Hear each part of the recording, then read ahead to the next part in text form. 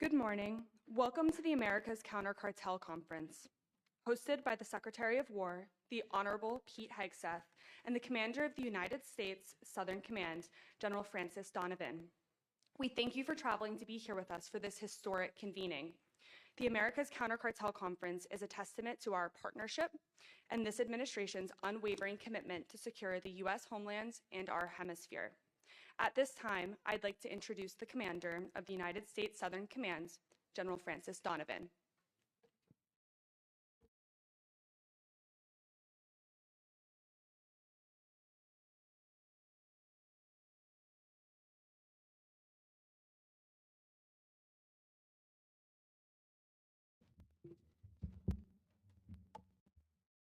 Buenos dias.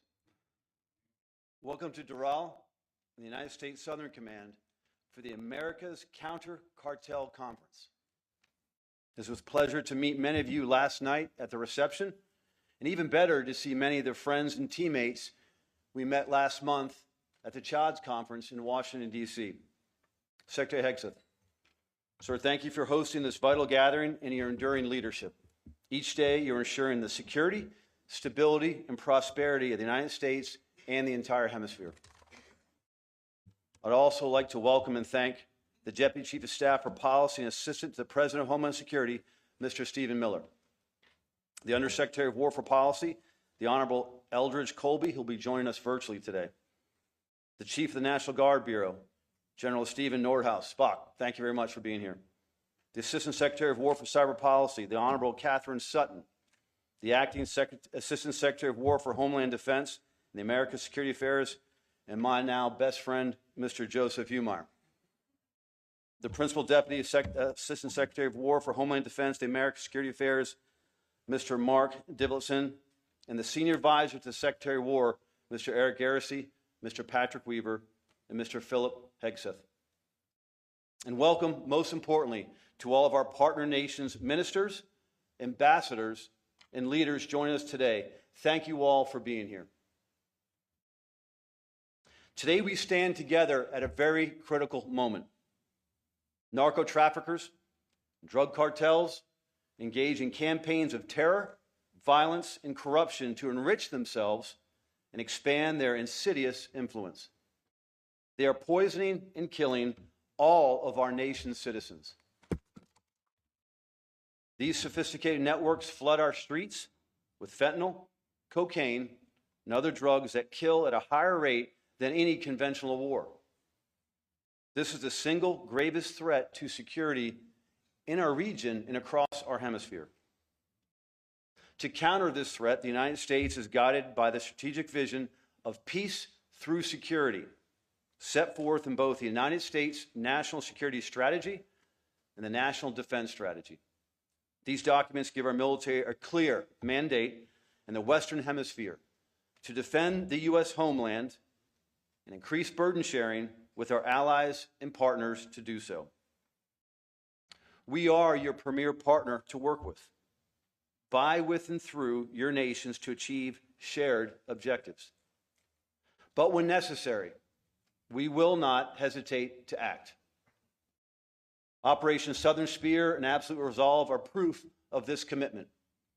Through these efforts, the United States is combating narco-terrorism and drug trafficking and, most importantly, restoring deterrence. The Western Hemisphere is our neighborhood, and the narco-terrorists who seek to export drugs and death to our shores and your shores will be dismantled and defeated. As allies and partners, we must take aggressive action together, sharing the burden through cooperation. We now call upon our long-standing relationships built on a foundation of trust and linked through shared culture, history, and economic aspirations to unite for the benefit of all of our nations. Our mutual security is at stake. Through combined operations, training, exercises, and intelligence and information sharing, we will achieve greater domain awareness, interoperability, and capacity to strengthen regional security. With all nations shouldering this burden, our collective resilience will prevent shared adversaries from using the region to further their maligned agendas. The time is now. Today marks the next step towards moving out to deter and defeat those who threaten the security, stability, and prosperity of the United States and this hemisphere. We all face these threats, and the most effective way to counter and eradicate them is by standing together. Before I turn the stage over to Mr. Humar, I'd like to once again thank you for your stalwart partnership. Your participation here sends an unmistakable message to partners and adversaries alike. We are taking the fight to the narco-terrorists and the cartels.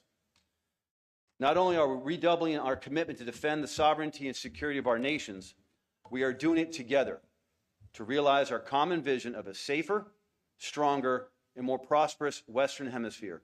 Let's get to work.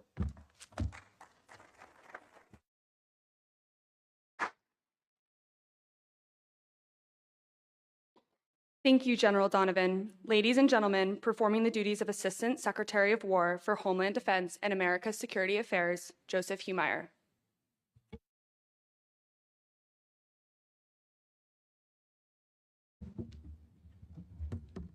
Good morning, buenos días.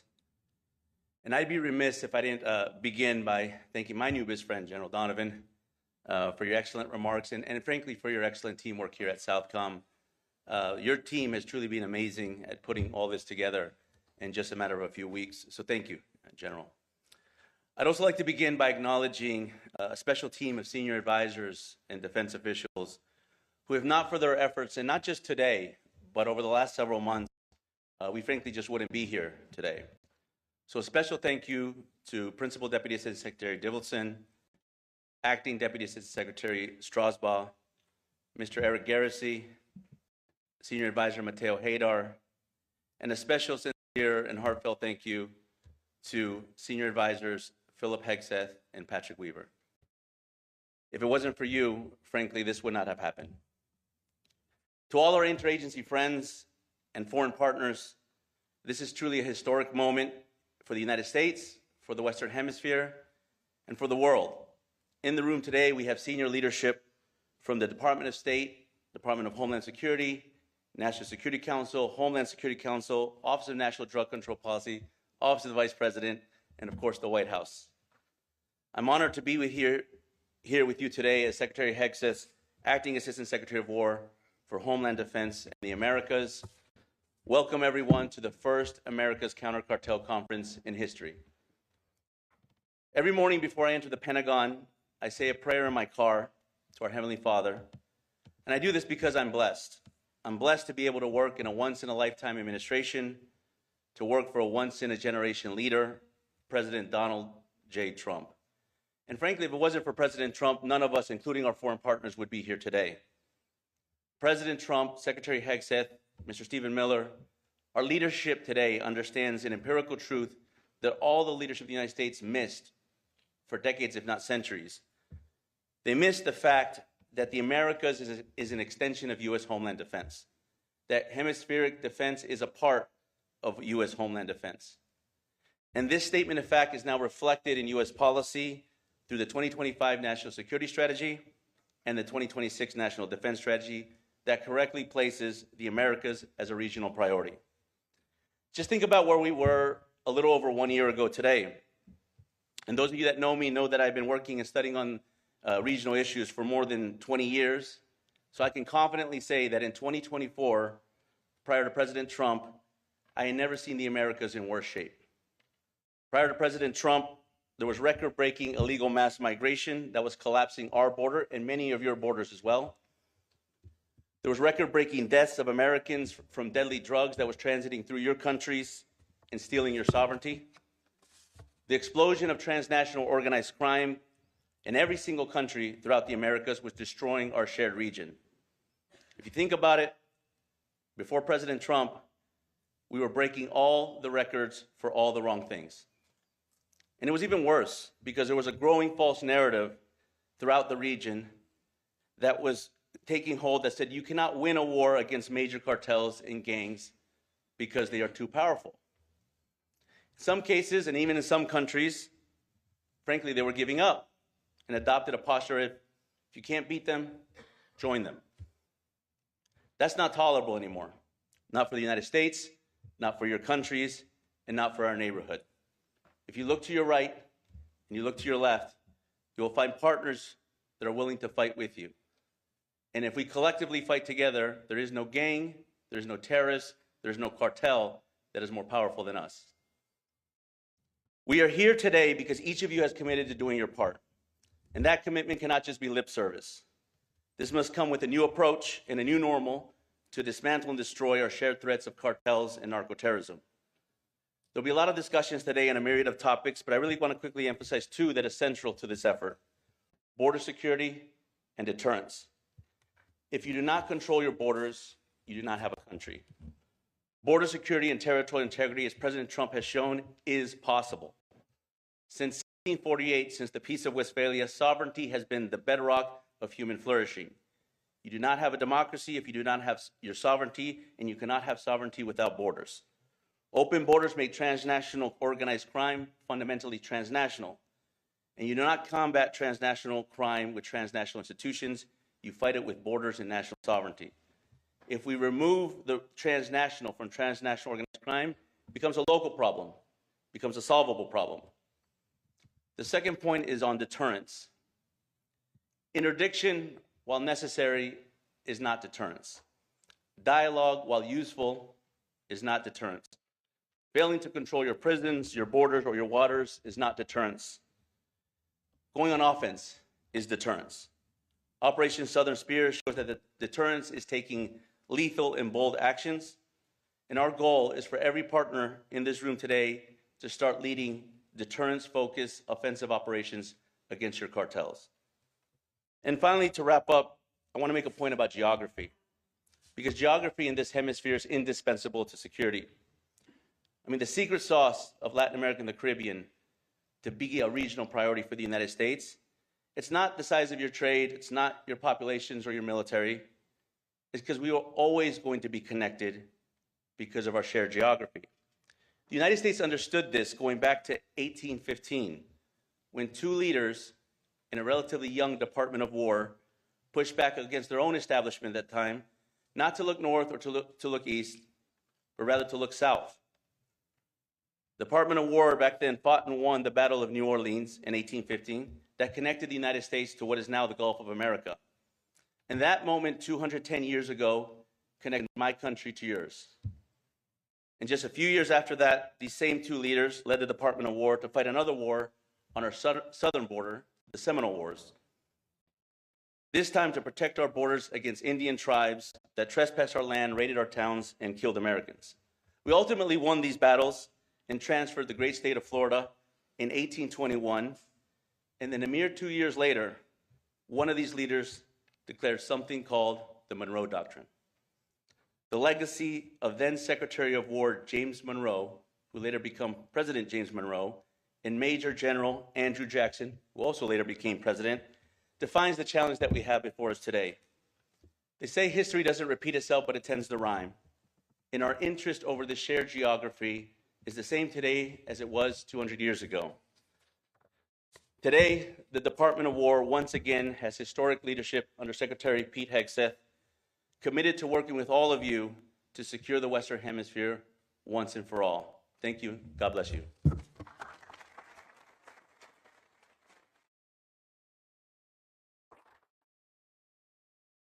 Thank you. I would now like to invite Deputy Chief of Staff for Policy and Assistant to the President for Homeland Security, Stephen Miller, to the podium. Sir, the floor is yours.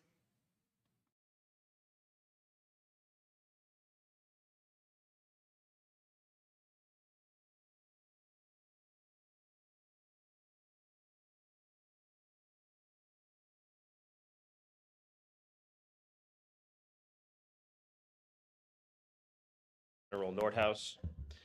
And thank you to my good friend, Secretary Hegseth, who I've long admired, but I've gotten to know personally in the last number of months. And he is as fine a gentleman and as fierce a warrior as you will ever meet. And we've all learned to put our faith and confidence in his leadership of the War Department. So thank you, Pete. There's been a paradigm shift under President Trump in the Western Hemisphere in the last 14 months. Some of that was touched on by the earlier speakers, but just to restate it, we are not going to cede an inch of territory in this hemisphere to our enemies or our adversaries. Our national security, our homeland security, the safety and well-being of our people begins at home, begins in our neighborhood, begins in our home region. And for too long, we have allowed foreign enemies, foreign adversaries, and enemy terrorist organizations to control territory and spaces in this hemisphere where they can project power, project threats, and directly threaten the lives of your citizens and our citizens. And so under the leadership of President Trump, we are using hard power, military power, lethal force to protect and defend the American homeland. Not a single one of your nations should tolerate the existence of a single square mile of territory that is under the control of any entity other than the sovereign governments of your country. The idea that we would have in this hemisphere area that are under the physical control of foreign terrorist organizations, paramilitary organizations, is completely unacceptable. The cartels that operate in this hemisphere are the ISIS and the Al-Qaeda of the Western Hemisphere, and should be treated just as brutally and just as ruthlessly as we treat those organizations. What we have learned after decades of effort is that there's not a criminal justice solution to the cartel problem. There are elements of the problem that require a criminal justice solution, to be sure, but just as we fought Al-Qaeda and fought ISIS with the tip of a very lethal spear, the reason why this is a conference with military leadership and not a conference of lawyers is because these organizations can only be defeated with military power. And I see some heads nodding up front because they understand. You're dealing with a lot of lawyers in your own country, I'm sure. You have my permission not to listen to them. The key condition of human flourishing, of prosperity, is order and security. A country cannot pursue economic growth, cultural enrichment,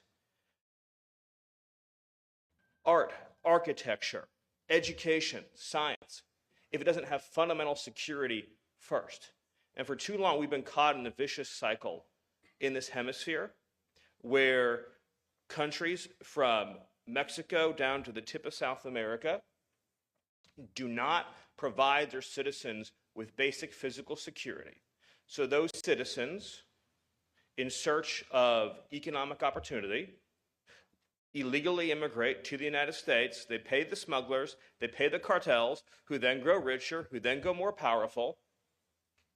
And then your countries, in turn, become poor because you've lost your citizens, you've lost your human capital, you've lost your opportunities to develop and to grow. So you get poor, the cartels get more powerful, nothing changes, nothing improves. You have to break that cycle. You have to completely sever it. And that begins by dismantling these organizations that deal drugs, deal violence, assassinate, extort, blackmail, and also traffic illegally in human beings. That is a form of terrorism too.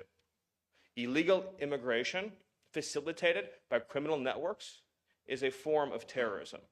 And those who are stealing your children and stealing your families and stealing your human capital are part of that terrorist continuum and should be thought of as such.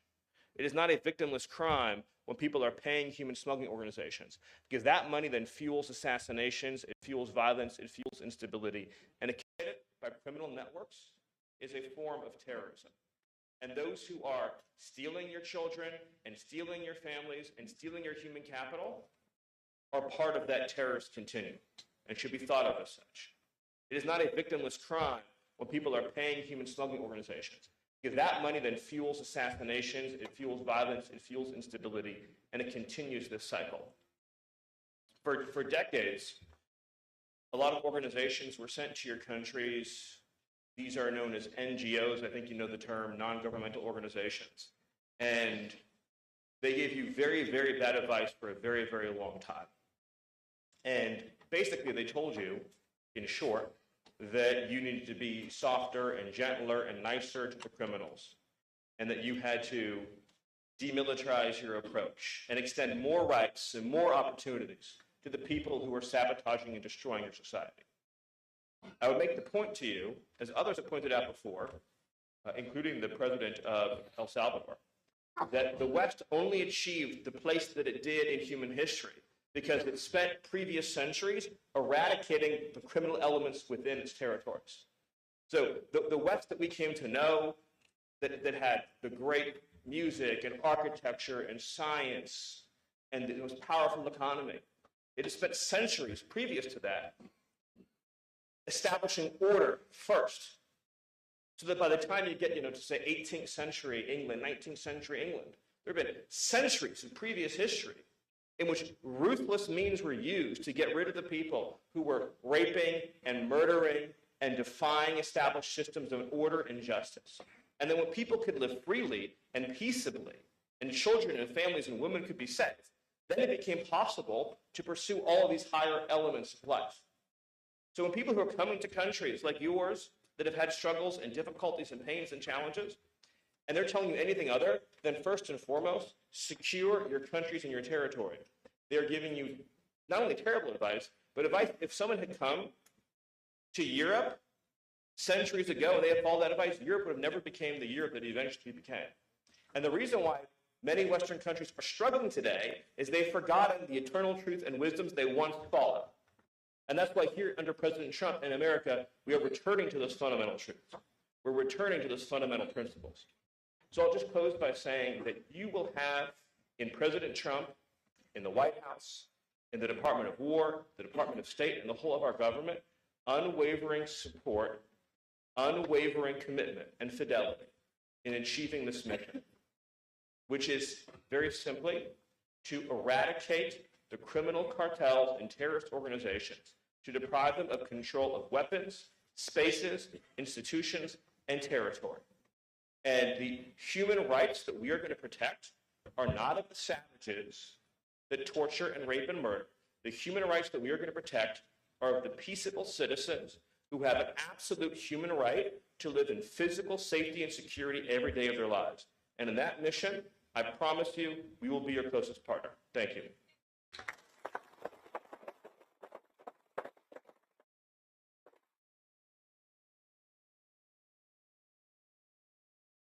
Ladies and gentlemen, it is now my distinct pleasure to introduce our Secretary of War, the Honorable Pete Hegseth.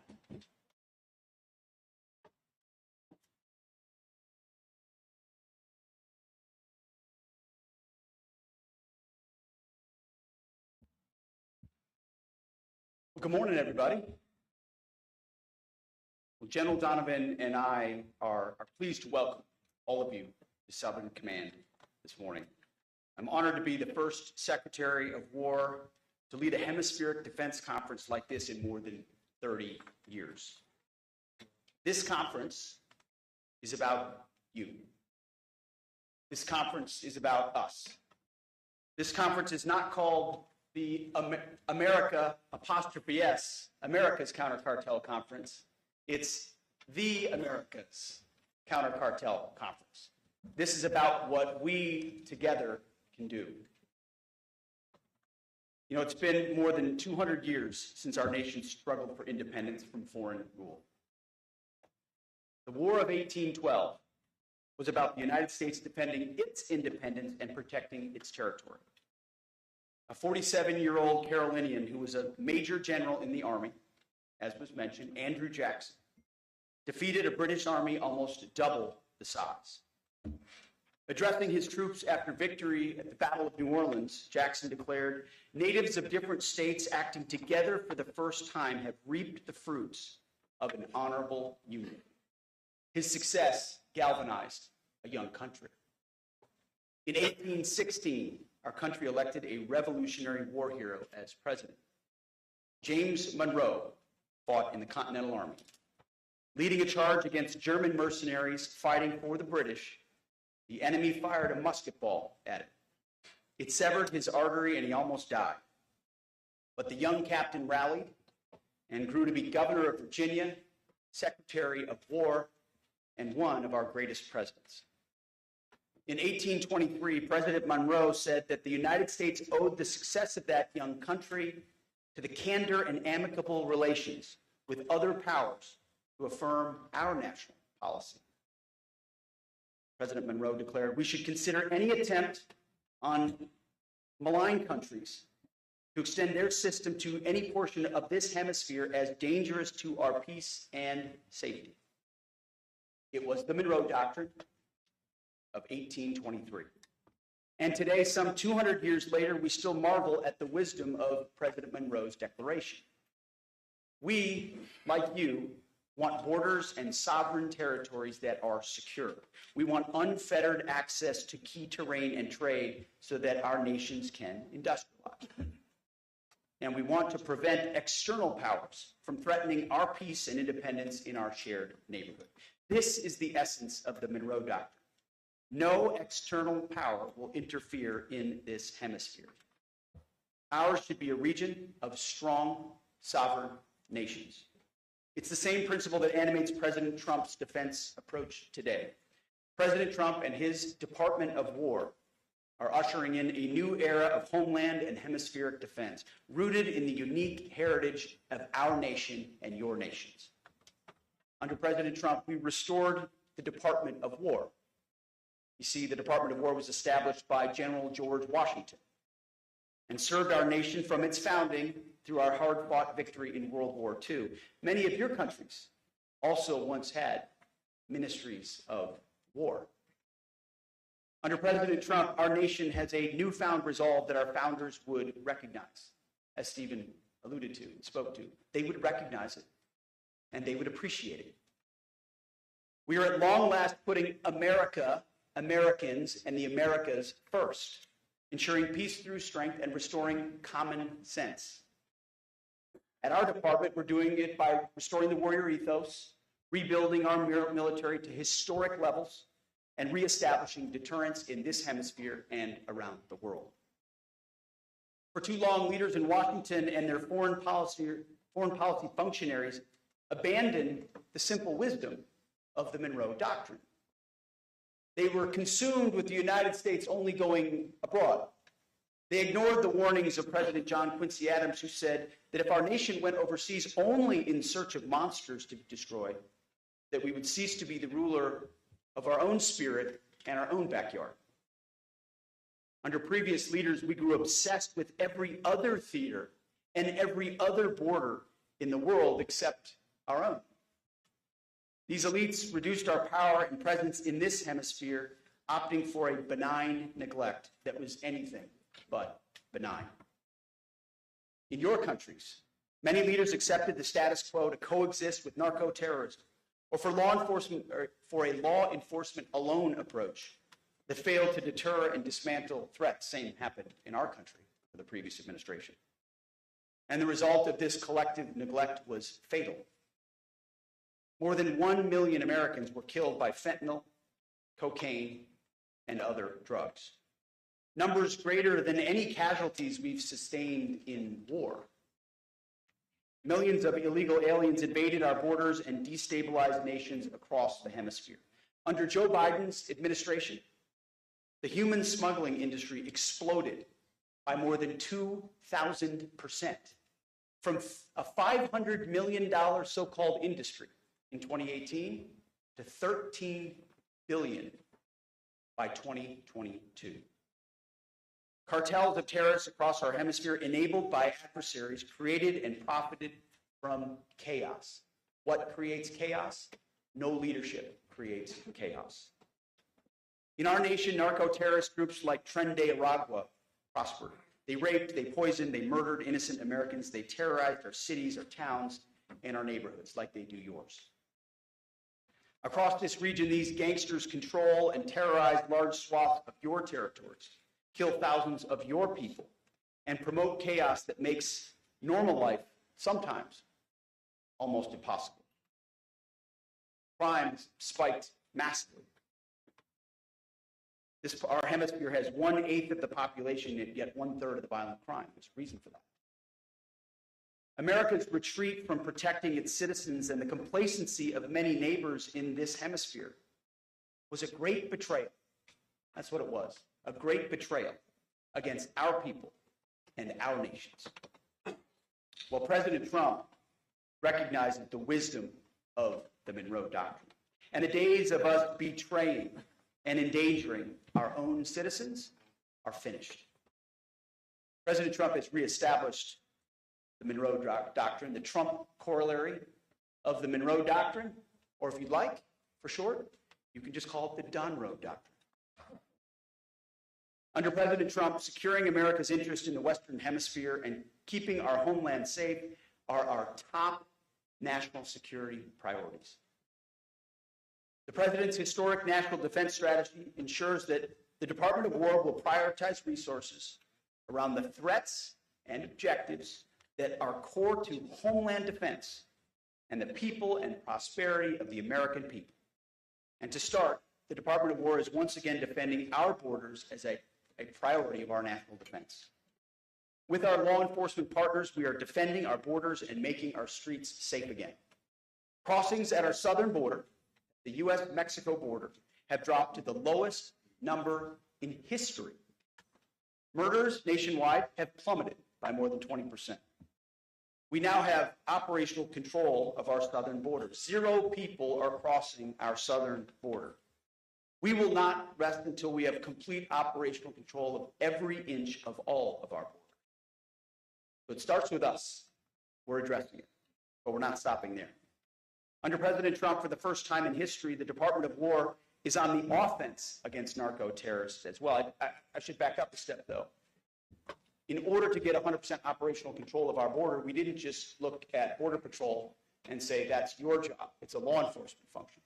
We deployed the United States military. Right now, the Division Command of the 101st Airborne is in operational control of the southern border. We ensured that the most capable assets we had in our country were deployed to our own border to defend that border against the narco-terrorists and drug dealers seeking to enter our country, not treating it simply as a law enforcement function, working with our partners, but recognizing it's a core military function. But going on offense with Operation Southern Spear has restored deterrence against the narco-terrorist cartels that profited from poisoning Americans. Last month, we went a few weeks without targeting a single boat. Why? Well, because we couldn't find a whole lot of boats to sink. And that's the whole point, is to establish deterrence from narco-terrorists who have been able to traffic almost unfettered. And if the consequence was simply to be arrested and then released, well, that's a consequence they'd already priced in a long time ago. A new dynamic had to be put in motion in order for their decision cycle to change. And when adversaries are forced to move out of comfortable positions, as you know, as military men and women, they're more vulnerable when they're moving in a different direction, which is also the point. Drug overdoses that kill our citizens have dropped. Flows of fentanyl, a weapon of mass destruction, are down 56%.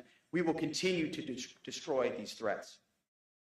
In January, U.S. forces raided and arrested the most dangerous house and the most dangerous compound inside the most fortified fort in the capital city of Caracas of 2 indicted individuals, Nicolas Maduro and his wife, fugitives of the U.S.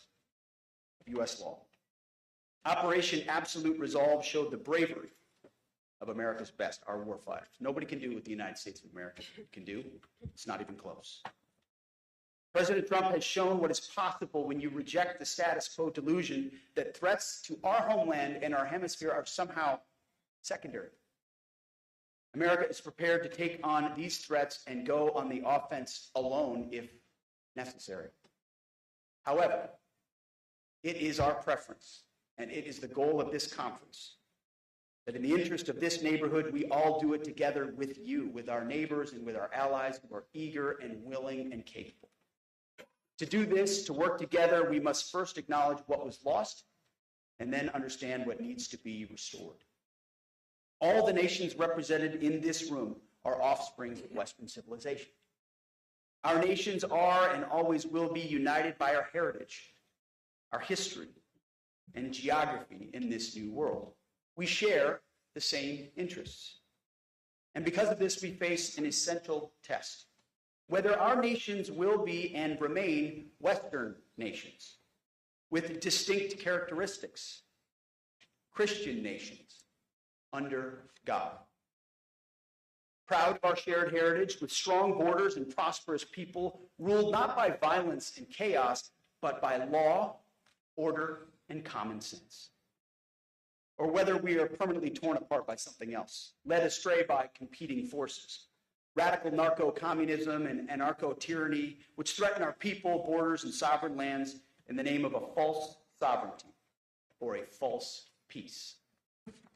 Uncontrolled mass migration, which overwhelms domestic resources intended for deserving citizens and drives unchecked crime and unchecked violence. Or the belief in so-called globalism that seeks to erase our distinct national identities in the name of tolerance, erase our borders in the name of compassion, and erase our warrior ethos and that which makes us strong in the name of so-called diversity and political correctness. One of the dumbest phrases in military history, which used to be echoed from the former Defense Department in the previous administration, they would say it over and over and over again, was our diversity is our strength. It's the single dumbest phrase in military history. Because what is our strength is our unity. Our strength is in our shared purpose, in the training we do together, the capabilities we have to do, we can do together. In our context, the Constitution we swear an oath to defend together, the uniform we wear together. That is our strength. We reject other notions and offer a new choice. We must defend our national interest and restore our national identities. Otherwise, the outcome is the same. Our hemisphere will be poorer, more dangerous, and weaker. This matters not because we seek to preach to you about culture wars or ideologies, or to tell you how to run your countries. We're not here to tell you how to run your countries. Instead, it matters how we assess the threats facing us and the choices that we make on how to overcome them. That is what will define our destiny. President Trump understands that today's threats to border security and key terrain in our hemisphere are existential questions for our nation and for all of yours. When adversaries conduct incursions in this hemisphere, off the coast of a U.S. state, Alaska, or off the coast of Greenland, or in the Gulf of America, or the Caribbean, that is a direct threat to the United States homeland and to peace in this hemisphere. When adversaries control ports or infrastructure along strategic choke points for U.S. and hemisphere trade, such as the Panama Canal, or install military facilities just miles off our shore, that is a threat to the United States homeland and peace to this hemisphere. When terrorist killers and cartels capture strategic infrastructure, resources, and entire towns or cities close to U.S. borders and U.S. shores, or profit from mass illegal migration, that is a threat to the United States homeland and a threat to all of you as well, to the Americas. The same adversaries that threaten our shared heritage threaten our shared geography as well. They seek to displace the historic North-South relationship that we've always shared with some sort of a new global South that excludes the United States and other Western nations, but includes non-Western powers and other adversaries. The answer to our challenge is not to ignore our geography in the name of global interests, but to embrace our shared geography in the name of national interests. That is why President Trump has drawn a new strategic map from Greenland to the Gulf of America to the Panama Canal and its surrounding countries. At the Department of War, we call this strategic map the Greater North America. Why? Because every sovereign nation and territory north of the equator, from Greenland to Ecuador and from Alaska to Guyana, is not part of the global South. It is our immediate security perimeter in this great neighborhood that we all live in. Each one of these countries border either the North Atlantic or the North Pacific. Each one of these countries sits north of the two basic geographic barriers that exist in this region, the Amazon and the Andes Mountains. This is basic geography that we don't teach in schools as much as we should. And it restores our North-South relations, and we must get it right. In the North, the United States must enhance posture and presence in cooperation with you and our sovereign partners to defend our shared immediate security perimeter. In the South, meaning south of the equator, the other side of this great neighborhood, We will strengthen partnerships through increased burden sharing. This will enable you to take a greater role to defend the South Atlantic and the South Pacific, and to secure critical infrastructure and resources in partnership with us and other Western nations. This is what we did in World War II, just like we sunk ships with torpedoes in World War II. At the Department of War, we called it the quarter sphere defense. And we will do this again. If we're serious about our national security, and if we prioritize geography, business as usual will not stand. This means that for every country in this hemisphere, border security must be your top priority. Border security is national security. President Trump said it when he first started to run. You're not a country if you don't have borders, and he's right. President Trump sealed our border by directing the military to mobilize resources and personnel to stop invasion by cartels and other criminal actors. You can do this as well, and many of you have. This also means that you too can and must go on the offense against narco-terrorists. We've had great collaboration with many countries in recent months, and I want to thank every country in this room that has supported our access to find, fix, and finish cartel targets. We have only just begun to work with you. More must be done by you and by us to target narco-terrorist groups across all domains. We will dismantle narco-terrorist networks in this hemisphere, and we will deny access to the state adversaries who support them. We will correct the mistakes of the past, the mistakes of the so-called global South. I want to thank General Donovan, who has been an excellent partner and a great new leader here at Southern Command. One of the great mistakes of the past was that our leaders didn't provide the U.S. Southern Command with the support that it needed. It was a command chock full of lawyers and social workers and NGOs, law enforcement. That's changing. General, I'm directing my team to correct these historic failures, to ensure that your command has the resources and staff that you need for this robust mission ahead. It's the least we can do. I want to absolutely thank you.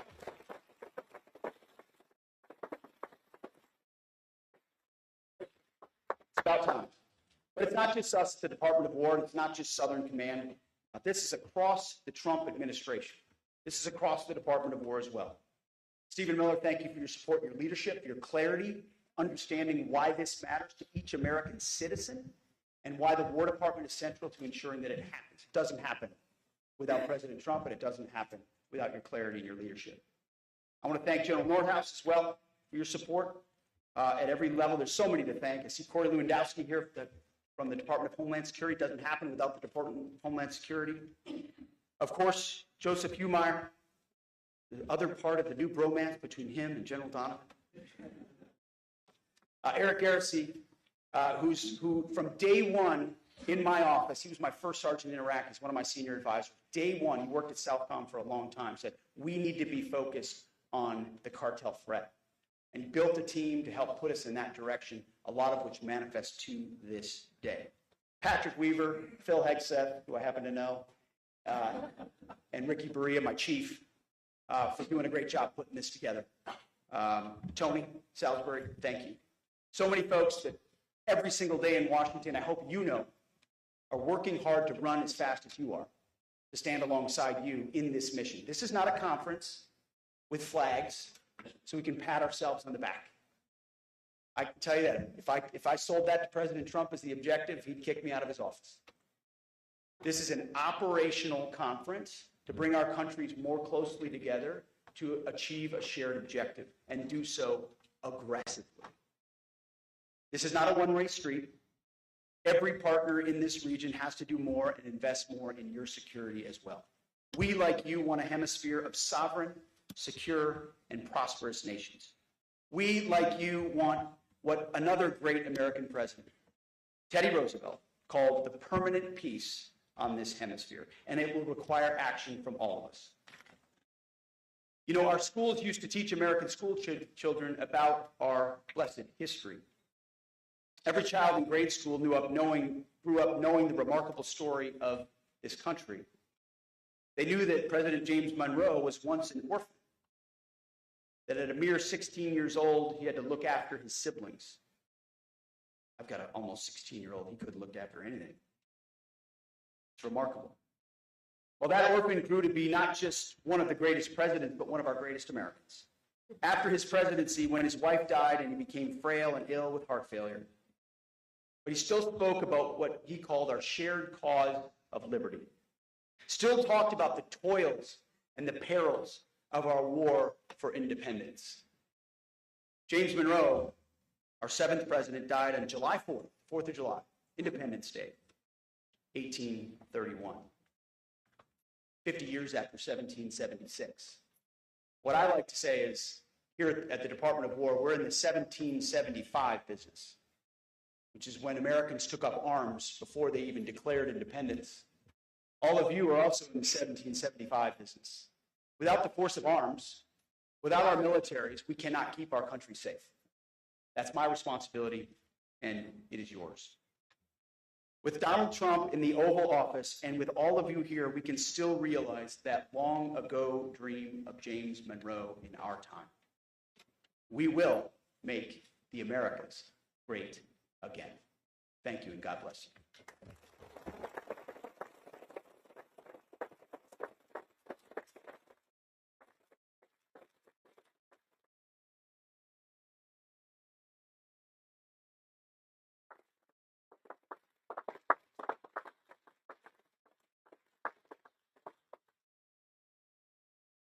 Thank you, Secretary Hegseth.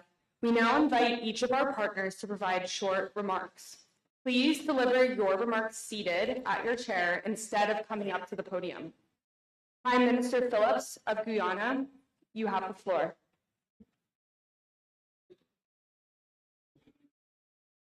Thank you. I thank the government of the United States of America and the Honorable Secretary of War, Pete Hegseth, for convening this inaugural Americas Contra Conference and for the invitation extended to Guyana.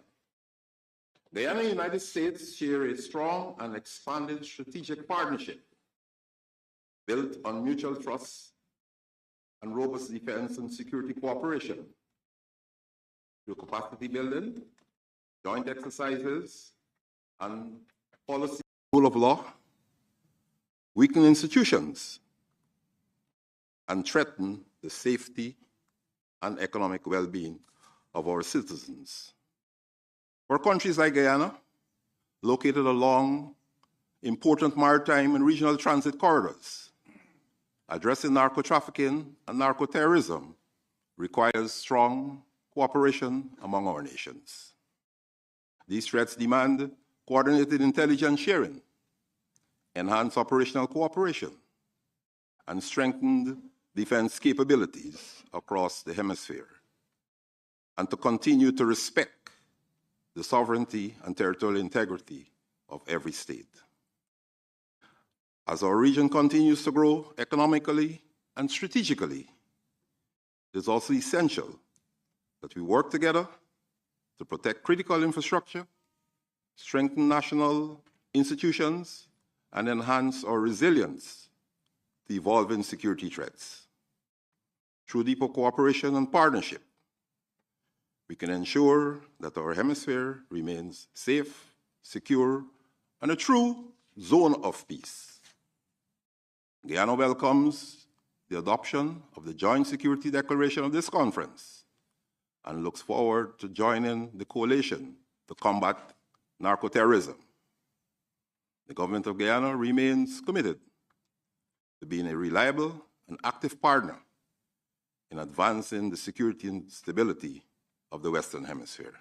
Thank you very much. Thank you.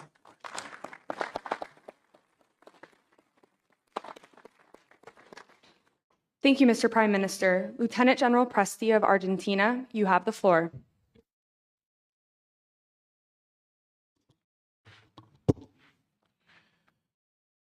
Señor Secretario de Guerra, señor General, autoridades aquí presentes, antes de comenzar, quiero expresar nuestro respeto por los militares de Estados Unidos de América que recientemente perdieron la vida en combate cumpliendo con su deber.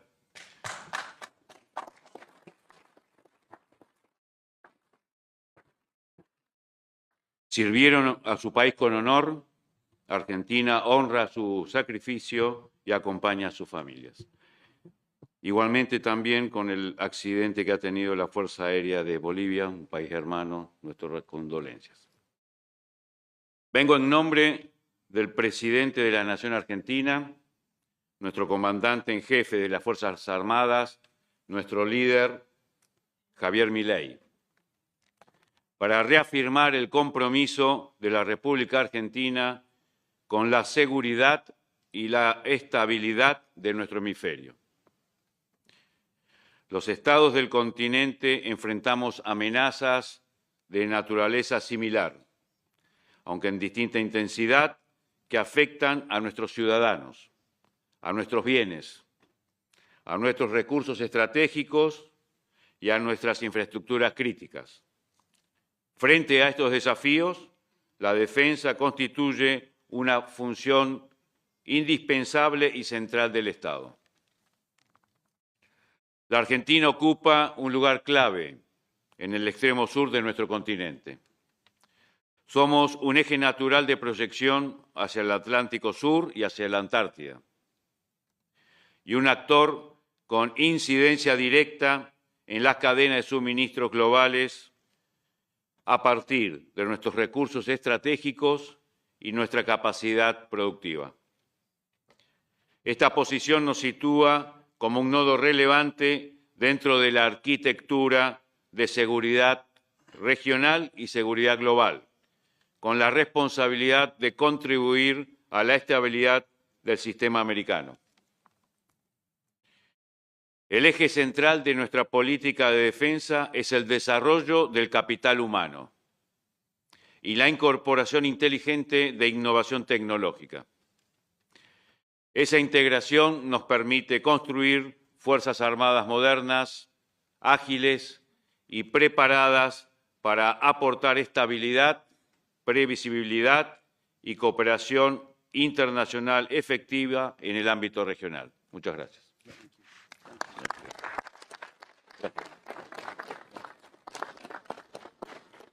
Thank you, sir. Minister Monroe of the Bahamas, you have the floor. Good morning, Excellencies.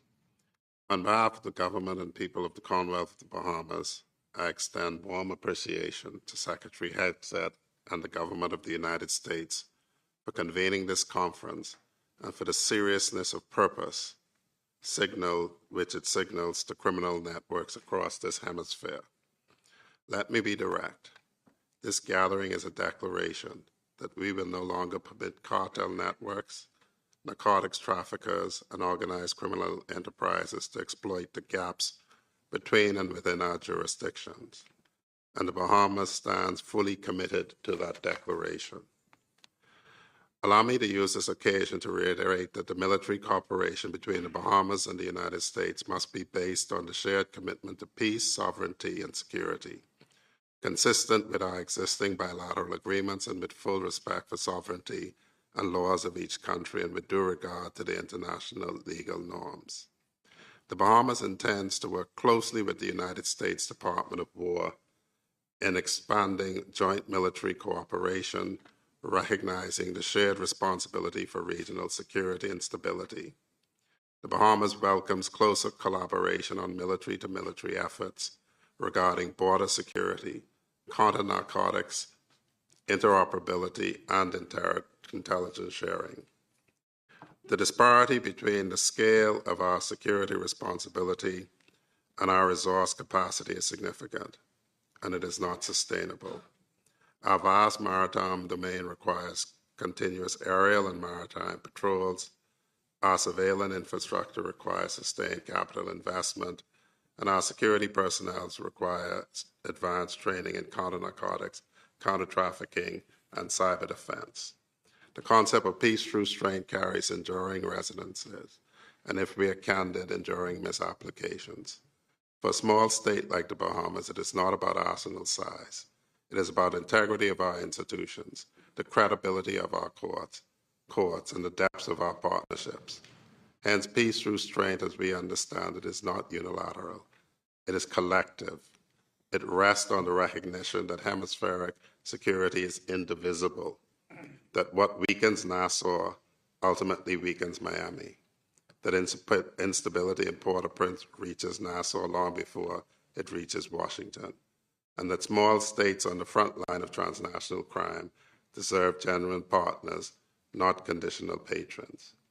Let me close by stating the Bahamas' commitment and expectation with directness this forum warrants.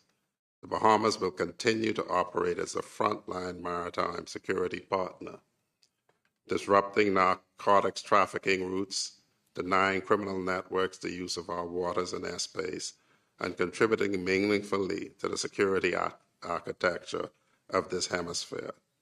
The Bahamas brings to this partnership something no defense budget can manufacture: geography, institutional commitment, and a track record of cooperation spanning more than 4 decades. We ask only what we give: genuine partnership grounded in mutual respect and shared responsibility. The Americas either secures itself collectively or it fails collectively. The Commonwealth of the Bahamas has chosen collective security, and we invite every partner assembled here to meet that commitment with equal resolve, equal investment, and equal determination. Thank you.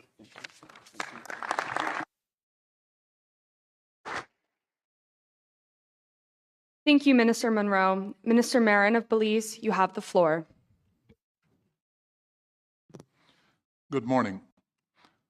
Secretary Hegseth, General Donovan, distinguished ministers, heads of delegation, and colleagues.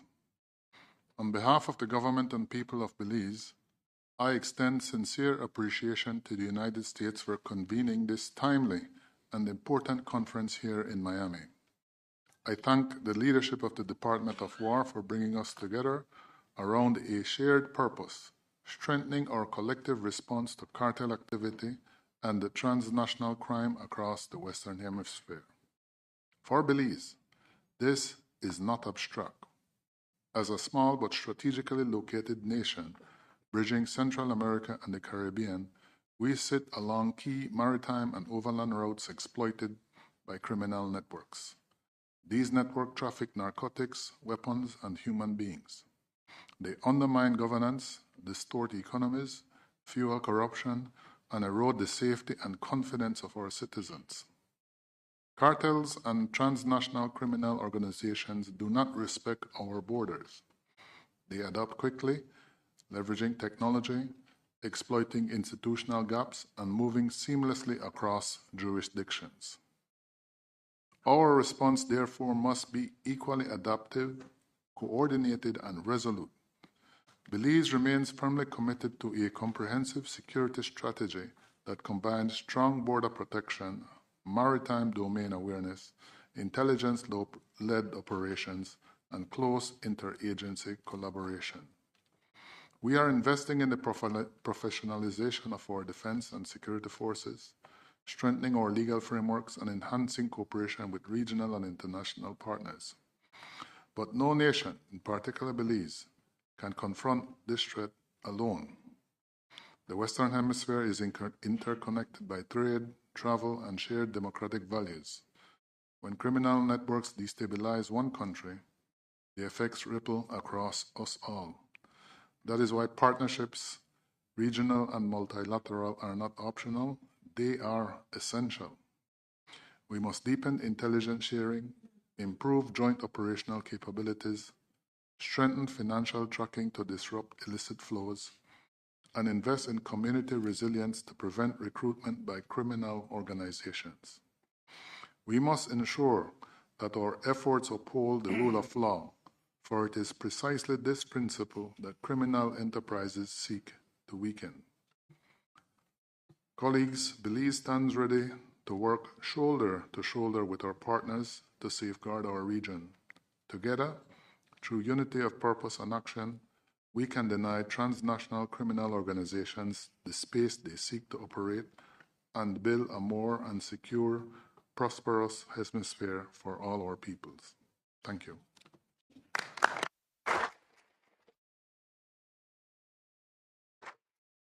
Thank you, Minister Marin. Minister Salinas of Bolivia, you have the floor.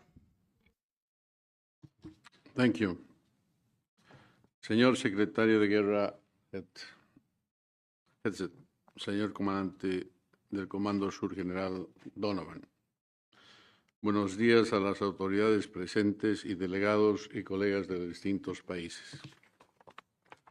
Bolivia comparece ante este foro plenamente consciente de las amenazas emergentes que hoy desafían la estabilidad de nuestra región, generando incluso tensiones e inestabilidad entre países hermanos con un entorno de guerra híbrida permanente. Reconocemos que el crimen organizado transnacional ha mutado hacia formas de actor parainstitucional, operando con impunidad a través de las fronteras que hasta ahora han sido porosas, erosionando la soberanía efectiva de nuestros estados.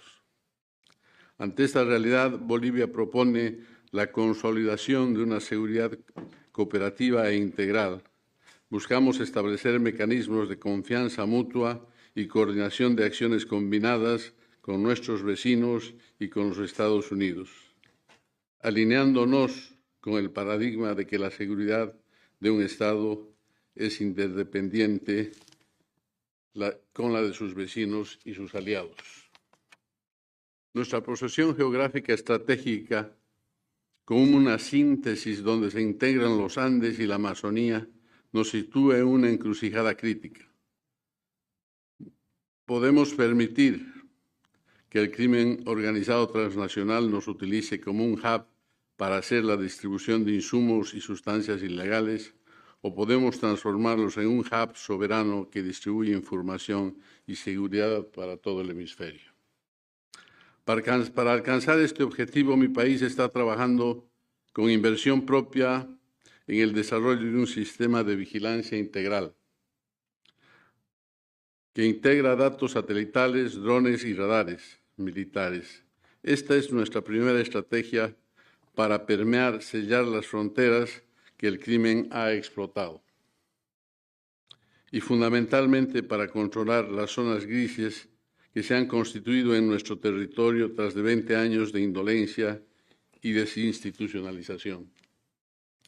Entendemos que la defensa moderna exige un enfoque multidominio, ya que las amenazas actuales ejercen un control no solo del espacio físico, sino también en el virtual, en el cognitivo. Es el dominio cognitivo y virtual donde el crimen organizado transnacional libra una de sus batallas más peligrosas, afectando la mente de los pobladores locales para usarlos como escudos de protección y legitimidad social. Nuestra determinación es clara. Buscamos que la acción del Estado boliviano ataque los núcleos estratégicos del crimen organizado transnacional, reduciendo al máximo cualquier daño colateral. Sin embargo, para alcanzar nivel de precisión técnica, inteligencia, estrategia y superioridad decisional que esta misión requiere y necesitamos de la cooperación activa de nuestros vecinos y aliados. Para mejorar nuestra capacidad operativa, Bolivia está lista para asumir su rol como eje de estabilidad en el corazón de Sudamérica, protegiendo nuestros recursos estratégicos y garantizando que la ley y la soberanía prevalezca sobre el caos criminal. Muchas gracias.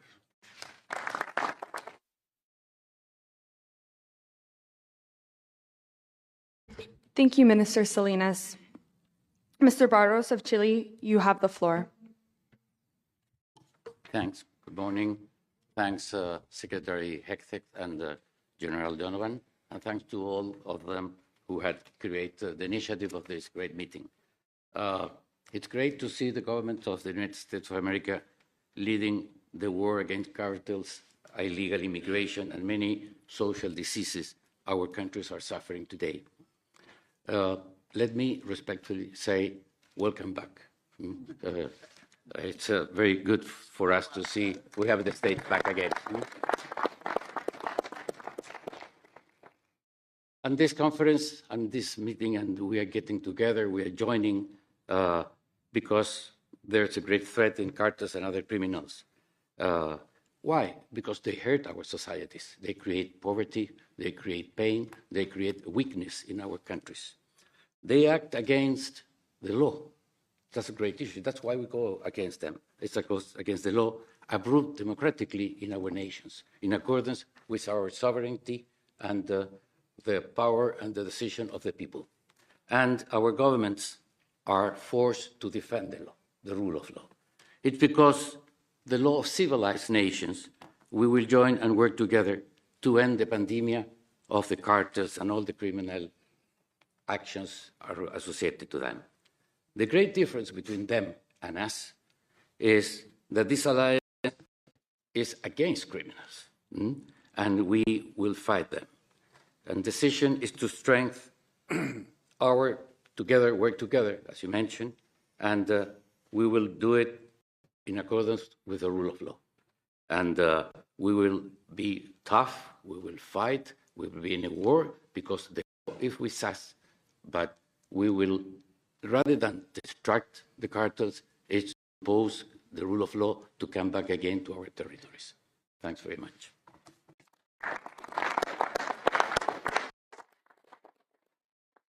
Thank you, Mr. Barros. Minister Zamora of Costa Rica, you have the floor. Me circunscribo a las palabras de bienvenida y agradecimiento que han dicho mis colegas. Agradecemos que la doctrina de los Estados Unidos de seguridad y defensa del año 2026 priorice este continente, porque, don Pitt, llega usted en el momento en que las Américas más necesita el apoyo de los Estados Unidos. Comanda usted hoy, como en el pasado, el coronel Coster comandó el 7º de Caballería, apoyando a las democracias del continente en el momento en que más lo necesitan. Si tuviéramos que definir la situación de las Américas antes de este esfuerzo de los Estados Unidos, tenemos que definirlas como democracias que están comprometidas ante el poder del narcotráfico y los carteles. Hoy lo que nos ofrece los Estados Unidos es trabajar juntos para que los valores compartidos de democracia y los valores cívicos que compartimos con el pueblo y el gobierno de los Estados Unidos se hagan una realidad en todo el continente. Le hablo desde un país, Costa Rica, en el que hay más estadounidenses en mi país que costarricenses en los Estados Unidos. Y eso nos hace comprender la hermandad entre dos pueblos, como los pueblos latinoamericanos y americanos aquí presentes. Lo primero fue que mi país entendió que la soberanía no puede ser una frontera que los narcotraficantes no respetan, pero los esfuerzos de la justicia sí. Entonces, llevamos a cabo un tratado de patrullaje conjunto con los Estados Unidos que da autoridad de policía, autoridad jurisdiccional a los navíos de Estados Unidos cuando están en mares costarricenses. Y eso ha sido una disuasión efectiva y práctica. Y hoy con el Comando Sur estamos trabajando para que todas las fronteras costarricenses tengan escáneres en aire, mar y tierra, para que ninguna exportación que llegue a los Estados Unidos desde Costa Rica no sea escaneada. Es decir, evitemos que el narcotráfico use las rutas de comercio para traer droga a los Estados Unidos. Y ese esfuerzo conjunto que estamos haciendo con el Comando Sur me parece que es emblemático y en línea justamente de construir esta cooperación y este trabajo conjunto. Concluyo, señor secretario de Guerra, mencionando que también está el Tratado de San José, que nos da un marco legal también para incrementar estas cooperaciones y estos trabajos conjuntos en materia de seguridad. Costa Rica va a proponer su nombre porque con el liderazgo de los Estados Unidos, nuestros países deben definir también una vicepresidencia operativa. Y nosotros también está el Tratado de San José, que nos da un marco legal también para incrementar estas cooperaciones y estos trabajos conjuntos en materia de seguridad. Costa Rica va a proponer su nombre porque con el liderazgo de los Estados Unidos, nuestros países deben definir también una vicepresidencia operativa. Y nosotros consideraríamos un honor ocupar esta vicepresidencia si así este foro lo define. Muchas gracias, señor secretario.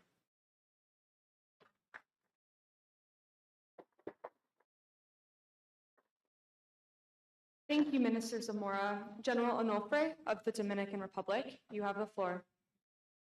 Muy buenos días, señor secretario Hetze, general Donovan, homólogos y jefes de delegaciones del hemisferio, señoras y señores. Es un alto honor para la República Dominicana participar en esta conferencia de las Américas contra los carteles, aquí en la sede del Comando Sur de Estados Unidos. Espacio que reafirma nuestro compromiso común con la seguridad y la estabilidad del hemisferio. Nuestro país reconoce que para avanzar en la paz es imprescindible asegurar nuestras patrias y nuestras fronteras. No puede haber desarrollo sostenible sin seguridad. No puede haber prosperidad sin estabilidad. En nuestra condición de nación caribeña, ubicada en una posición geoestratégica clave, asumimos con responsabilidad el desafío de enfrentar el narcotráfico, el narcoterrorismo, el crimen organizado transnacional y las amenazas emergentes que impactan directamente a nuestras sociedades. Respaldamos firmemente esta declaración conjunta de seguridad, orientada a ampliar la cooperación multilateral y bilateral, fortalecer los esfuerzos integrales de nuestros gobiernos en materia de seguridad fronteriza, proteger infraestructuras críticas y consolidar nuestras capacidades en ciberdefensa. Estos desafíos no reconocen fronteras, por tanto, nuestra respuesta debe ser en conjunto como región. Creemos en la promoción de la paz a través de la fuerza legítima del Estado y en la cooperación estratégica entre naciones aliadas.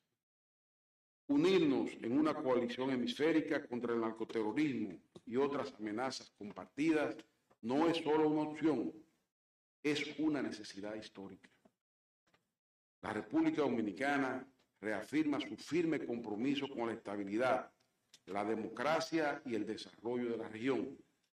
Estamos listos para alinear prioridades, compartir buenas prácticas y explorar nuevas oportunidades de colaboración que nos permitan anticipar riesgos, disuadir amenazas y proteger a nuestros ciudadanos.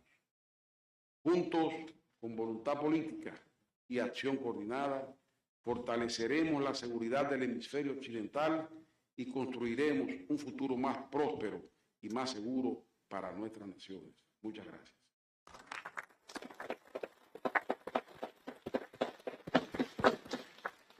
Thank you, General Onofre. Minister Lafredo of Ecuador, you have the floor. Good morning, everyone. I am here today representing the government of the Republic of Ecuador. I stand before this multilateral forum not only as a Minister of Defense, but as the spokesman for a nation that has decided with absolute firmness and political will to confront the greatest threat of our contemporary history, transnational narcoterrorism. We are at a turning point. The decisions we make at this conference will directly impact the security and stability of our future generations. Historically, our nations have shared the values of democracy, freedom, and the rule of law. Today, those values demand a common strategic response from us. On the basis of this principle, our national defense policy aligns with the United States National Defense Strategy. Ecuador recognizes that the border security is an essential component of national and hemispheric security. The threats we face have mutated. We are not dealing with dispersed criminal networks, but with destabilizing structures with transnational scope and links that erode democratic institutions. Narco-terrorist organizations not only traffic drugs, they challenge the legitimate authority of the state and affect the freedom and prosperity of our citizens. The security of our hemisphere is indivisible. Every nation that strengthens its capacities contributes to the regional stability. In this context, Ecuador's commitment to its own security also constitutes an important contribution to the security of the Americas. During the last few years, Ecuador has ceased to be merely a transit country and has become one of the main departure points for drug trafficking to international markets. This evolution of criminal activity has generated a wave of unprecedented violence in our recent history. In addition to this, there exists a structural factor that illicit crops in the region and the modernization of production and distribution chains. The pressure on our territories will continue, confirming that we face a challenge that transcends borders and demands effective cooperation among states. To address this, our government made a clear decision to restore the authority of the state without any ambiguity. Through the declaration of an internal armed conflict, our armed forces and national police, acting in a coordinated manner, are decisively confronting these groups, reaffirming the state's control over its territory and restoring the principle of authority. As the Ecuadorian government, we propose to strengthen cooperation on three specific fronts: reinforcing intelligence and interoperability capacities, modernizing border and port control using advanced technology, as well as a sustained support scheme that consolidates our institutional capacities in the long term. We need to keep in mind that it's not just about combating illicit shipments.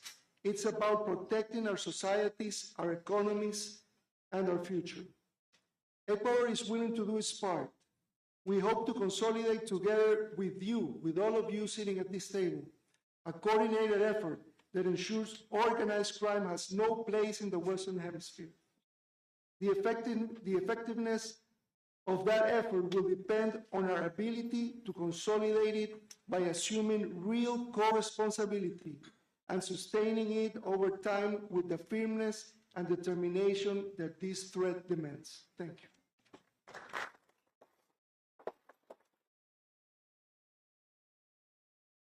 Thank you, Minister Lafredo. Minister Marino of El Salvador, you have the floor. Señor Secretario de Guerra, Jefe, señor General Donovan, comandante del Comando Sur,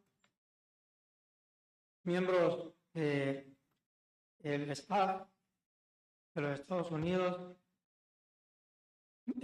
resto de miembros de los diferentes países que están acá representados, tengan buenos días. Primero es para nosotros como salvadoreños un honor el haber sido seleccionado para integrar este selecto grupo de países que ha mostrado el interés de generar un cambio en la seguridad hemisférica.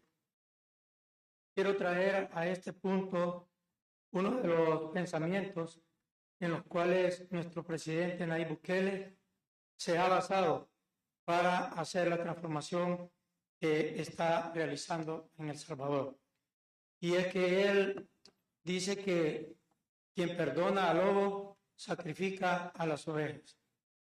Y eso es lo que estaba sucediendo en nuestro país.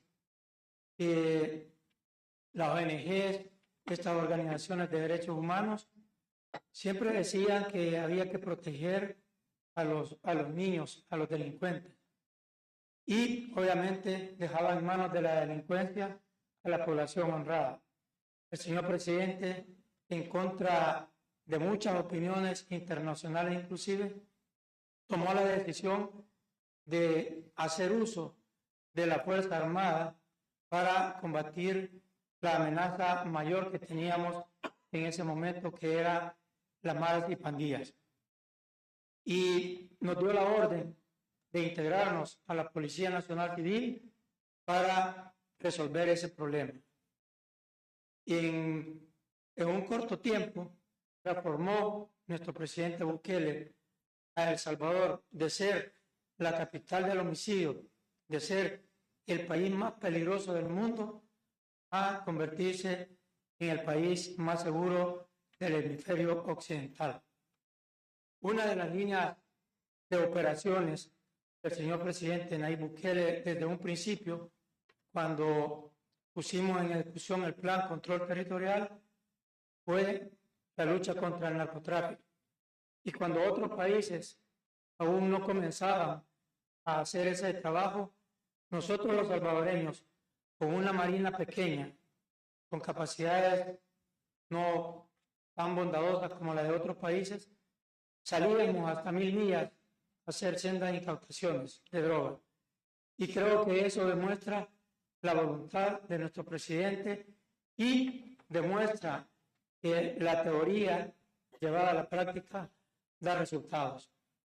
Recientemente tuvimos uno de los logros mayores en la lucha contra el narcotráfico, que fue la incautación de un buque multipropósito, 54 metros de eslora, cargado con 6.6 toneladas de cocaína, 380 millas de nuestras costas. Para lograr esto, obviamente, nosotros también tenemos que reconocer y agradecer a Estados Unidos el apoyo que nos da, que nos permite ese honor de entrenar junto con sus fuerzas élites.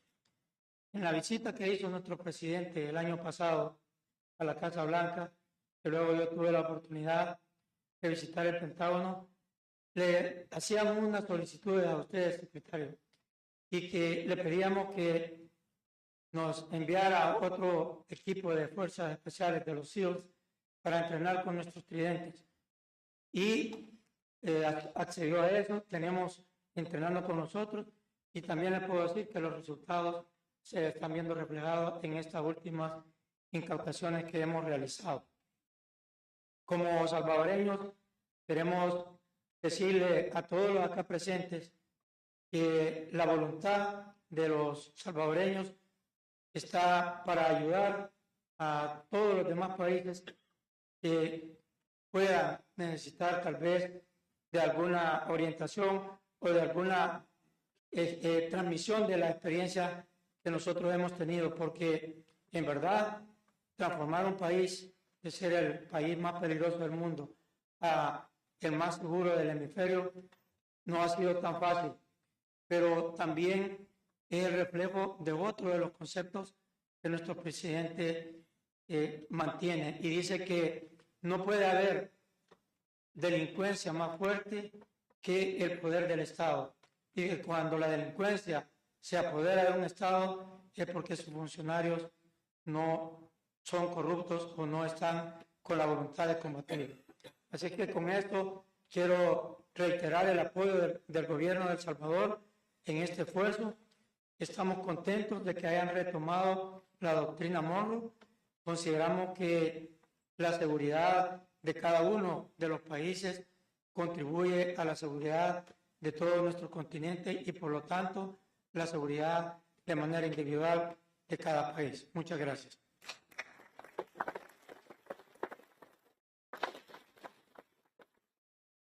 Thank you, Minister Moreno. Minister Sáenz of Guatemala, you have the floor. Thank you. Good morning, everyone. Guatemala say present. Guatemala dice presente. Y dice presente como un Estado comprometido con la defensa del hemisferio occidental. Guatemala comprende con absoluta claridad que los carteles no son únicamente organizaciones criminales. Son estructuras que erosionan la soberanía, distorsionan las economías, infiltran las instituciones del Estado, actúan inclusive como filtros con intereses extrahemisféricos. Y por supuesto, estas organizaciones no comparten nuestros valores, no comparten nuestra libertad y no comparten los intereses de nuestros estados. Para Guatemala, la seguridad fronteriza, la seguridad hemisférica es prioridad. Por ello, ya estamos trabajando en la operación Cinturón de Fuego, un despliegue estratégico que asegura nuestra frontera, principalmente la más porosa y la más peligrosa con nuestro hermano país de México. Además, cierra los espacios a las economías ilícitas que traen estas organizaciones, porque también entendemos que esta amenaza es híbrida. Compartimos la convicción de que la paz no son únicamente declaraciones en conferencias. Compartimos que necesitamos determinación, necesitamos capacidades, pero necesitamos una cooperación real. Y nuestro compromiso como Guatemala no se limita únicamente a palabras. Hoy podemos lucir que ya pudimos colaborar con 2 contingentes en Haití, asumiendo con responsabilidad, una responsabilidad concreta, la restauración del orden y la estabilidad en el Caribe. Creemos en la corresponsabilidad hemisférica. Guatemala no es un espectador en esta etapa. Aspiramos a ser un socio que comparte la carga, que invierte en su propia defensa y que contribuye activamente a un frente unido contra estas organizaciones criminales y contra cualquiera que busque debilitar las democracias en nuestro hemisferio. Guatemala confirma con hechos lo que ha hecho históricamente. Hemos estado siempre del lado correcto de la historia.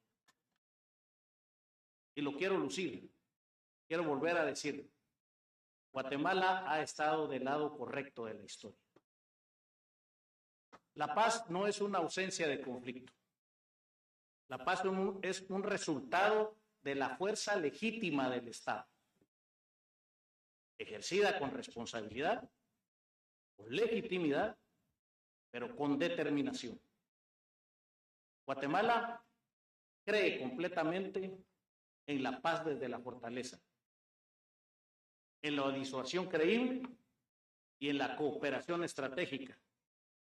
Guatemala cree en un hemisferio donde el crimen organizado y los actores desestabilizadores no encuentren ningún espacio para actuar y menos para prosperar. Muchas gracias.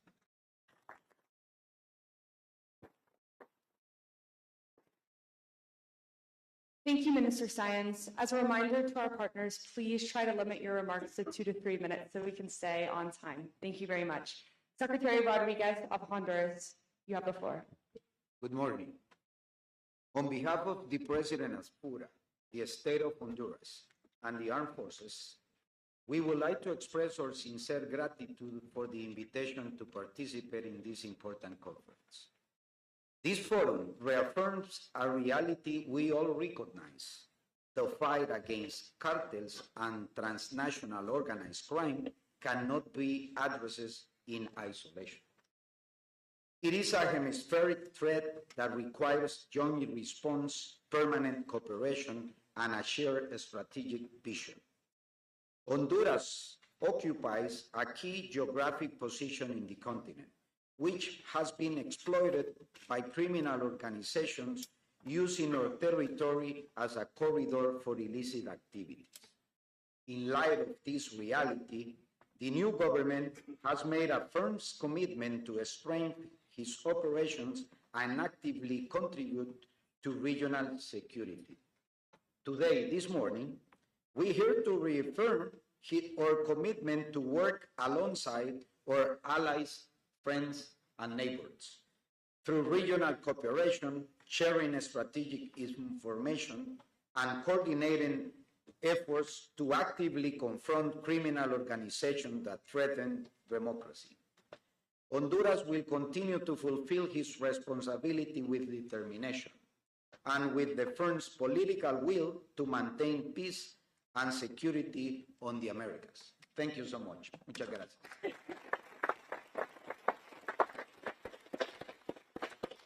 Thank you, Secretary Rodriguez. Ambassador Marks of Jamaica, you have the floor.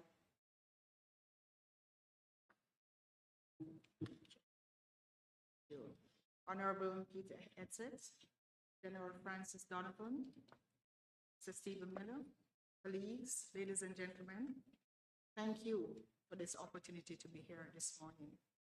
I bring remarks on behalf of the government of Jamaica, and particularly our Prime Minister and Minister of Defense, Dr. Andrew Holmes. But Mr. Secretary, before I get into the remarks, I must tell you that back in December, when I met what I now call your crack team of Mr. Premier, advisors, Weaver and Hegseth, I thought we were going to be having the usual committees and white papers. So today, having this meeting in such a short time is very commendable, and especially in light of what is happening all over the globe. To see you here, it conveys more than anything that you could say of your intention to be serious about the threats confronting this year. Thank you. Jamaica and the United States of America share a special relationship characterized by decades of strong bonds of friendship, development, and trade cooperation. This year, our countries will commemorate 64 years since the establishment of diplomatic relations. Jamaica's participation in this America's Counter-Cartel Conference is an extension of the strong relationship that exists between the United States and Jamaica. Transnational organized crime poses one of the most significant threats to Jamaica and the peace of our citizens and visitors. These threat actors leverage criminal networks transcending national borders with connecting nodes across the Americas that extend even beyond the Western Hemisphere. The vectors that facilitate narcotics trafficking by cartels and drug syndicates are the essential elements that link the movement of small arms and light weapons, money laundering, and trafficking of a range of other contraband.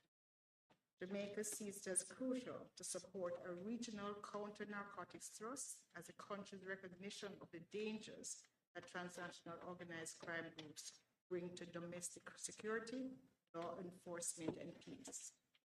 Annually, Jamaica's security forces seize high volumes of cocaine. And in fact, in 2025 alone, the security forces seized over 1,200 illegal weapons because of the nexus between illicit drugs and guns trade in the region. These realities reflect a nexus between local drug pushers and gangs with external drug syndicates and transnational organized crime groups, which support the fact that these networks do not exist in a vacuum. Similarly, the counter-cartel efforts by nation states cannot take place in a vacuum. We acknowledge that this must be a collaborative effort, multi-agency, and across the wider region. So Jamaica, again, acknowledges with appreciation the support of the United States in coming up with this coalition and also in supporting our own plan Secure Jamaica. Through tangible commitments and collaboration with the USA, Jamaica has been able to reduce murders by over the past year by over 40%, a significant decline. So before I conclude, I want to take a special moment as we're speaking about appreciation to acknowledge, Secretary, the support of the United States, and especially through the Southern Command during our recent Hurricane Melissa experience. Over a third of the country was destroyed. And when we needed a friend to be there, the United States was there. Your very quick action, mobilization support saved many lives. We want to just take this opportunity also to thank you for being a friend, not only paper, but when we needed you, you were there. We are here to support what your bigger purpose and vision for this region. So in concluding, Jamaica supports the expansion of cooperation to enhance security in the Americas, and we envision enhanced security cooperation for member states on countering this scourge of organized crime. Mr. Secretary, we thank you and your team for this transformative initiative, the Americas Counter Cartel Coalition. We are happy to be a part. Thank you.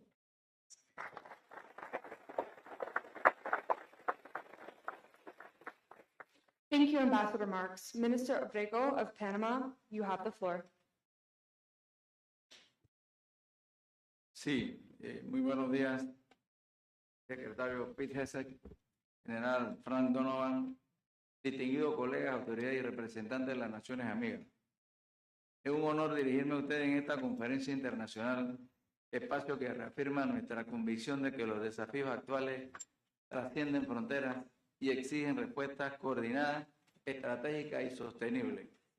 La convergencia de líderes y expertos aquí presentes demuestra que compartimos una visión común: fortalecer la cooperación hemisférica, anticipar riesgos emergentes y consolidar capacidades que nos permitan enfrentar con eficacia las amenazas transnacionales que impactan. Reafirma su compromiso de actuar frente a los desafíos comunes del hemisferio, respaldando las iniciativas que fortalezcan la cooperación regional y contribuyan a la seguridad, la estabilidad y el desarrollo sostenible de nuestras naciones.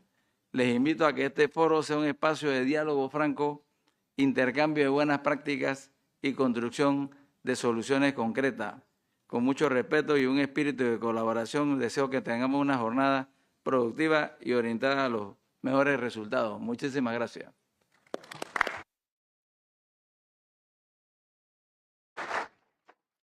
Thank you, Minister Abrego. Minister Ramirez of Paraguay, you have the floor.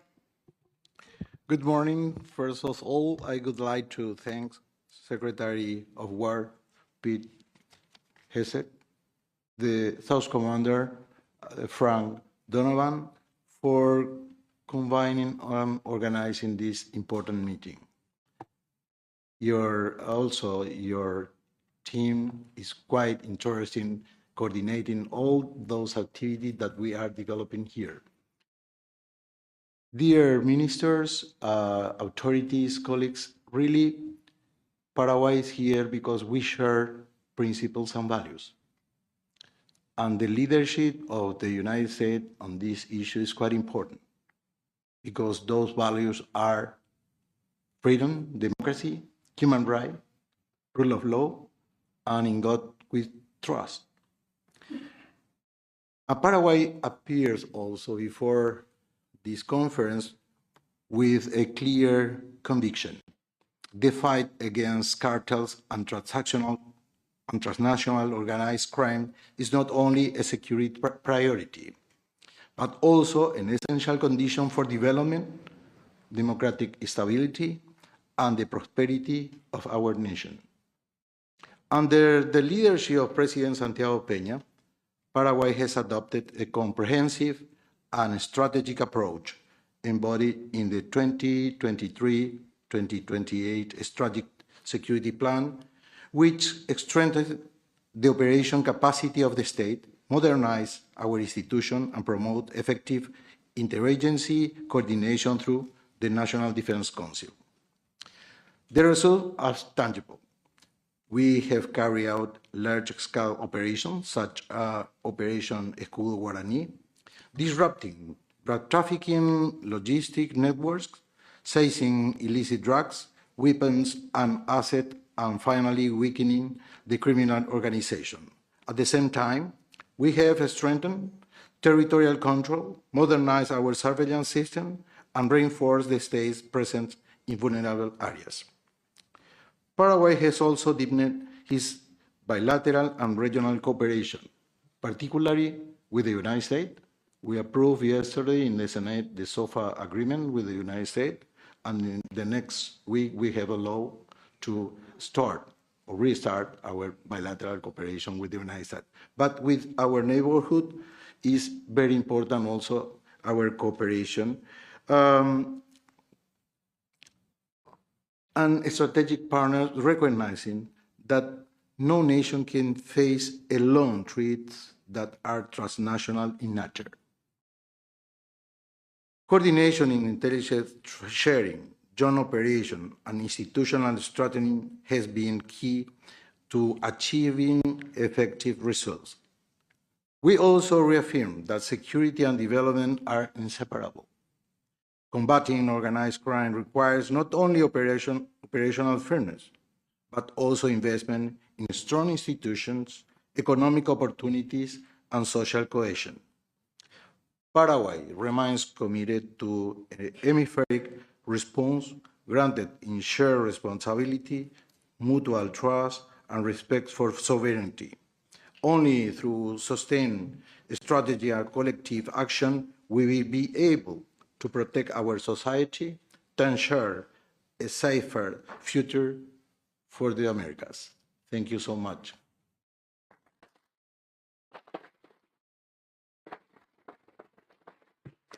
Thank you, Minister Ramirez. Minister Arroyo of Peru, you have the floor.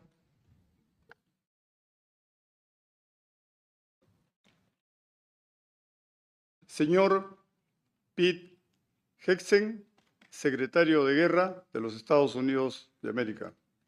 Señor General Francis Donovan, comandante del Comando Sur de los Estados Unidos de América.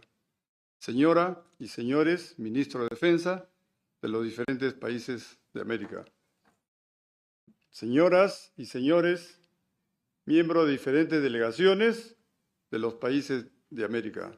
Damas y caballeros, tengan todos ustedes muy buenos días. Es un honor para mí dirigirme a todos ustedes y expresar que el Perú agradece la invitación de los Estados Unidos de América para participar en esta primera conferencia de las Américas sobre la lucha contra los cárteles. Mi país reconoce y valora esta importante iniciativa que contribuirá a reforzar la cooperación regional para afrontar de manera coordinada las amenazas actuales que comprometen la seguridad, la estabilidad y el desarrollo del hemisferio americano. El Perú prioriza la sólida relación que mantiene con los Estados Unidos en materia de seguridad y defensa, prioridad que día a día se fortalece.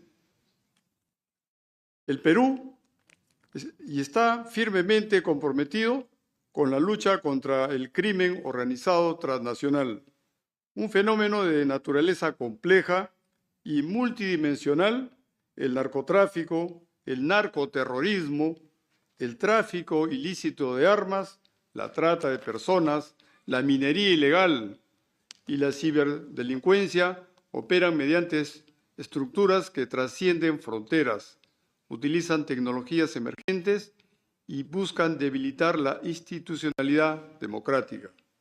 Estas amenazas proyectan simultáneamente en los dominios terrestre, marítimo, aéreo y cibernético, lo que exige respuestas integrales y coordinadas.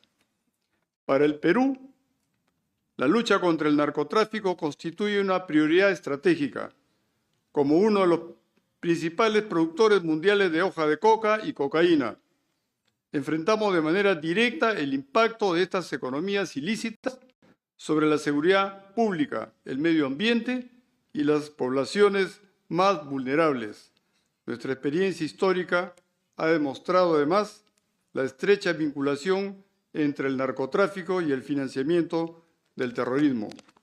De igual manera, reconocemos que la ciberdelincuencia constituye una amenaza transnacional que solo puede enfrentarse mediante una cooperación sostenida y mecanismos internacionales eficaces. El Perú ha participado activamente en la negociación y suscripción de las convenciones de las Naciones Unidas contra la ciberdelincuencia, reafirmando su compromiso con la prevención, investigación y sanción de estas conductas, así como con el fortalecimiento de los mecanismos de cooperación internacional frente a las amenazas digitales emergentes.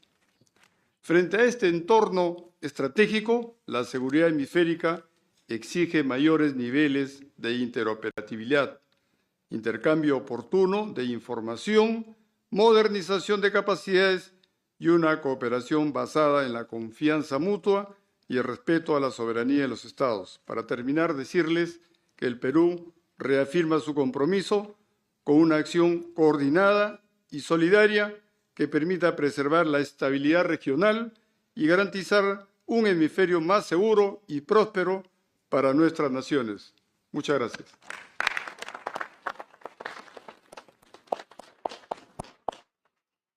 Thank you, Minister Arroyo. Minister Sturge of Trinidad and Tobago, you have the floor. Thank you. Secretary Hexet, General Donovan, thank you. I would first like to bring greetings from the Prime Minister of Trinidad and Tobago, the Honorable Kamala Persad-Bissessar, and to thank you for the invitation you have extended to us to attend this counter-cartel conference. We appreciate the solemnity of the occasion and we are grateful for it. For many years, Trinidad and Tobago's geopolitical position was a blessing as a gateway connecting South America to the Caribbean and beyond. But that blessing has become a burden, as in recent times we found ourselves at the mercy of powerful drug cartels and criminal networks engaged in narco-trafficking, firearms trafficking, and human trafficking. Trinidad and Tobago stands with the United States and our partners in confronting these cartels and transnational criminal organizations in our neck of the woods. We are not observers in this fight. We are on the front line with you. We have lost law enforcement officers in this fight, including one of our sailors during the interception of a semi-submersible which was transporting a couple tons of cocaine. We have lost thousands of citizens over the last 2 decades to violent crime, fueled mainly by the actions of the new narco-terror networks. But our economic fortunes have changed, subjecting us to severe structural constraints which hinder us from delivering the appropriate level of border security needed.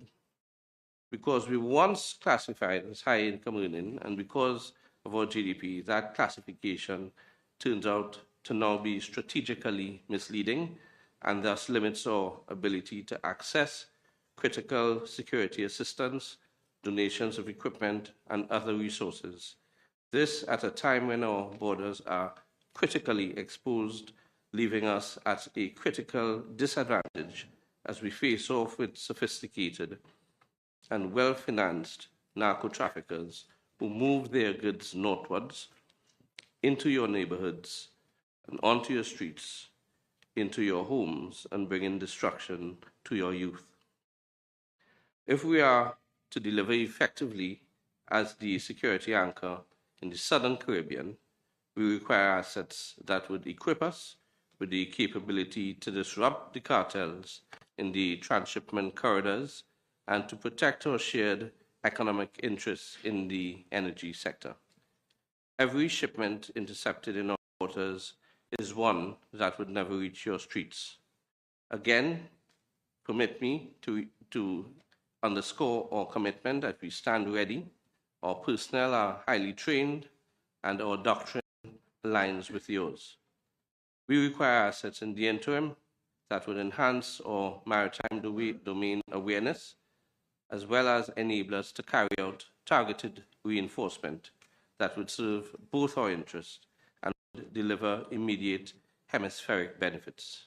Our government is dedicated and ready to shoulder our responsibility, and once proportionally equipped to the expectations placed upon us, we will deliver results. I thank you.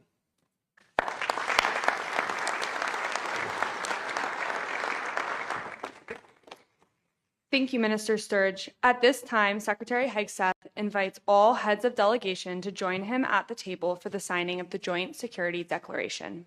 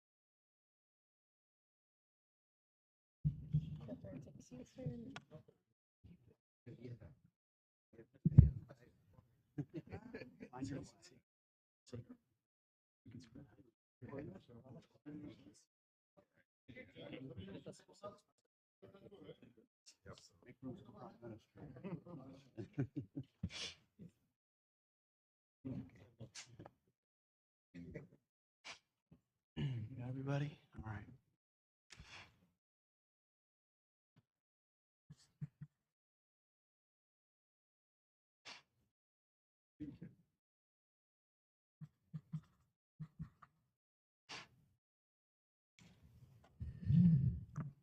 I'm the only one that needed to sign because everyone else already had. So here you have it.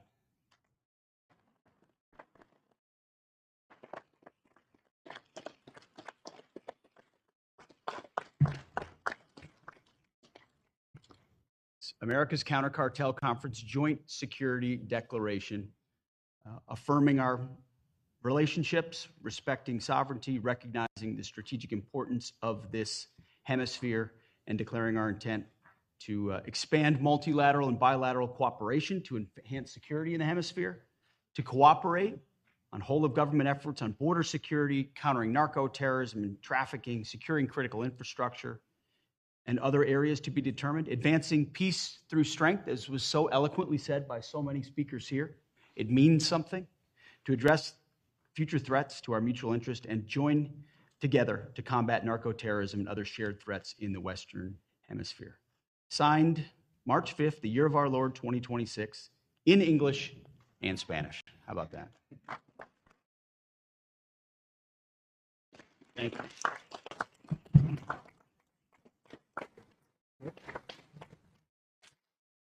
We will now have a 10-minute break. Breakout sessions will begin promptly at 11:15. Secretary Hegseth will first host Caribbean nations on the first floor in room 136. Central American and South American nations will begin with